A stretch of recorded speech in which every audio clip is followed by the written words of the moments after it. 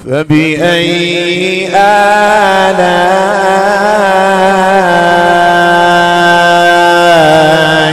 ربكما تكذبان.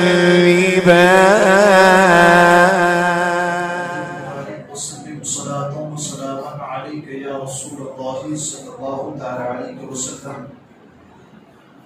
تو گزشتہ کل جو مسئلہ سماعت ہوا اس میں یہ بات ذکر ہوئی کہ اللہ تبارک و تعالی نے انسان کو سب سے بہترین شکل اور صورت پر پیدا فرمایا. سبحان اللہ. پھر پیدا فرمانے کے بعد اسے نیچی سے نیچی حالت کی طرف پھیر دیا.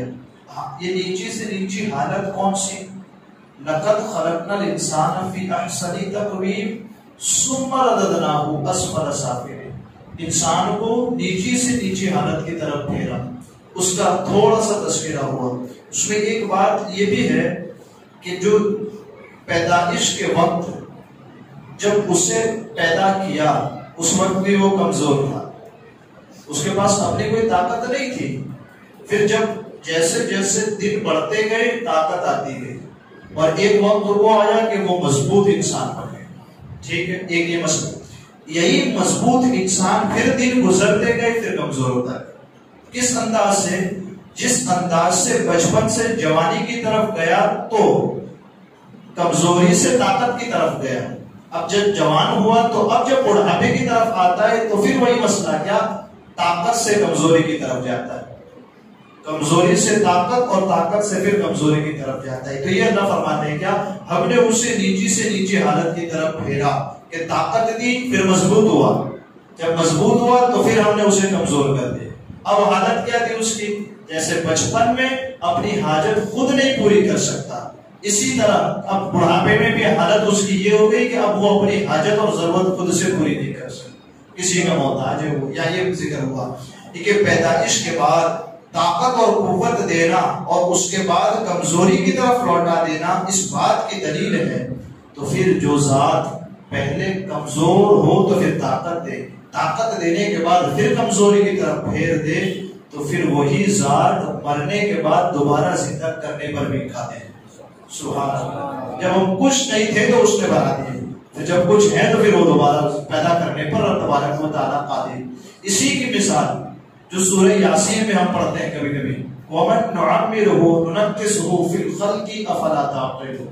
یعنی کہ ہم جن کی عمریں بڑھاتے ہیں, جن کو عمریں عطا کرتے ہیں, زندگی دیتے ہیں, کیا کرتے ہیں؟ خلقت اور بناوٹ جو اللہ تبارک و تعالیٰ نے اس کی بناوٹ اور ساخت رکھی نا, پھر ہم اسے الٹا پھیر دیں. نُنَكِّسُهُ فِي الْخَلْقِ. پہلے کیسا تھا؟ بچپن کمزور, پھر جوانی تو طاقتور, پھر بڑھاپا تو پھر کمزور. یعنی کہ پہلے رب نے کیا کہ وَمَن نُعَمِّرْهُ جب عمریں دینا اسے طاقتور بنائیں اسے تو پھر نُنَكِّسُهُ فِي الْخَلْقِ ہم اپنی بناوٹ میں اسے جو دیا اسے الٹا پھیر دیں. افلا تعقلون تو تم کیا غور و فکر نہیں کرتے کہ جو رب کمزور کو طاقتور بنا دے, طاقتور بنا کر کے پھر کمزور بنا دے, اس چیز پر قادر ہے وہ رب. اس بات پر بھی قادر ہے کہ تمہیں مرنے کے بعد دوبارہ پیدا فرما دے اور زندہ فرما دے.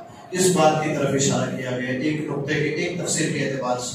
اب اس کے بعد والی جو آیت آتی ہے جس میں ذکر ہوا اِلَّا الَّذِينَ آمَنُوا وَعَمِلُوا الصَّالِحَاتِ. سبحان اللہ.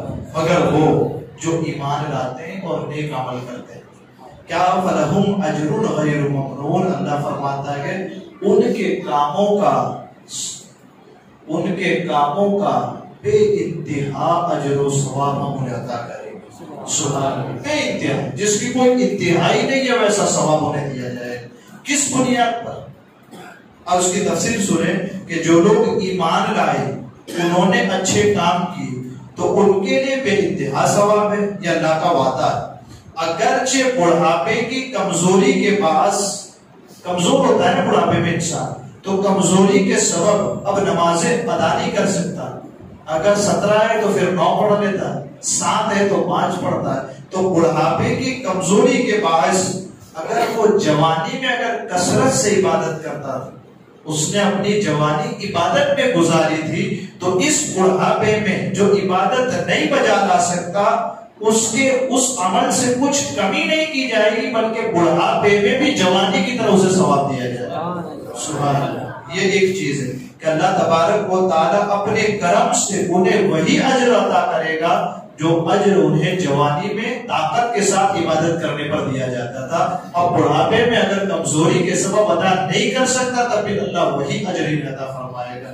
یا یہ کہا بغیر حساب، فلہم اجر غیر ممنون، بے انتہا اجر و ثواب انہیں عطا کیا جائے گا۔ یہ جو جوانی اور قوت کے زمانے میں عمل کرنے سے ملتا تھا وہی عمل کا اجر اور وہی ثواب بڑھاپے میں بھی کم عمل کرنے پر بھی اللہ تبارک و تعالیٰ عطا فرمائے گا، اور ان کے اتنے ہی عمل لکھے جائیں گے جتنے جوانی میں لکھے جاتے تھے۔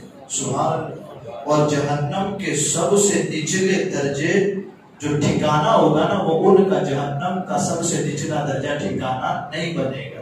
جیسے ثم رددناہ اسفل سافلین میں ذکر کیا تھا ہم نے کل، کیا کہ ایمان لانا تھا، بہترین شکل و صورت پر پیدا کیا تو پھر نعمت کا شکریہ ادا کرنا ایمان لا کر، دوسرا ایمان لانے کے بعد اطاعت کریں، جب یہ نہ ہوا تو پھر جہنم ہم نے رکھی ہے نا، تو یہاں وہی کیا جاتا ہے۔ لیکن جو ایمان لے آتے ہیں اور نیک عمل کر جاتے ہیں تو اللہ فرماتے ہیں انہیں بے انتہا ثواب دیتے ہیں، اور پھر ان کی جوانی میں عمل کیے ہوں تو پھر اگر بڑھاپے میں نہ کر پائے نا وہ عمل، تب بھی انہیں جوانی میں عبادت کرنے کے سبب بڑھاپے میں بھی پورا ثواب انہیں دیا جاتا ہے۔ پھر اب ان کا ٹھکانہ جہنم نہیں بنتا بلکہ اللہ اپنے فضل و کرم سے انہیں جنت عطا فرماتا ہے۔ سبحان اللہ تبارک و تعالیٰ مجھے آپ کو کہنے سننے سے زیادہ علم عمل کی توفیق عطا فرمائے، قرآن مقدس کو سیکھنے، سمجھنے، یاد کرنے، اس کے ترجمے کو دل میں بسانے، دوسروں تک پہنچانے کی بھی اپنے حبیب کے صدقے میں رب تبارک و تعالیٰ توفیق عطا فرمائے۔